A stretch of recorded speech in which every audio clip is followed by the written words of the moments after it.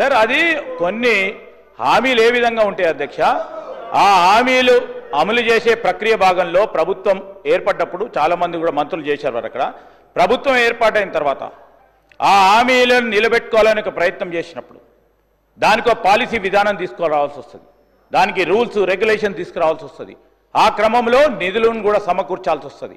ఇవన్నీ చేస్తా ఉన్నప్పుడు సమయం పడుతుంది. వారికి తెలియదు అధ్యక్ష, వారికి తెలియదు అధ్యక్ష. ప్రశాంత్ రెడ్డి గారు మంత్రిగా చేశారు. ఈరోజు చెప్తా ఉన్న సందర్భంలో ఇవన్నీ కూడా మేము చెప్తా ఉన్నాం. ఇప్పటికీ ప్రజలకు సంబంధించి మేనిఫెస్టోలో ఇచ్చిన ప్రతి అంశాన్ని కూడా మా పరంగా ఎన్ని ఇబ్బందులు వచ్చినా నిలబడతాం దాని పక్షాన. 6 గ్యారంటీలకు సంబంధించి ఈరోజు ముఖ్యమంత్రి గారు ఇక్కడే ఉన్నారు, మేము మంత్రులందరం కూడా ఇక్కడ ఉన్నాం.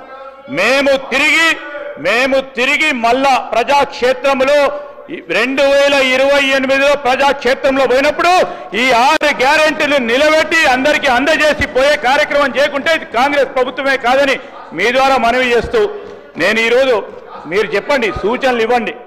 నడుస్తూ ఉంది ప్రభుత్వం, ఇబ్బందులు పడతా ఉన్న ప్రభుత్వానికి సహకారం చేసే ఒక ప్రయత్న భాగంలో సలహా సూచనలు ఇస్తారని ఆలోచన చేస్తున్నాం. మళ్ళొక్కసారి అదే మాట్లాడుతూ ఉన్నారు అధ్యక్ష.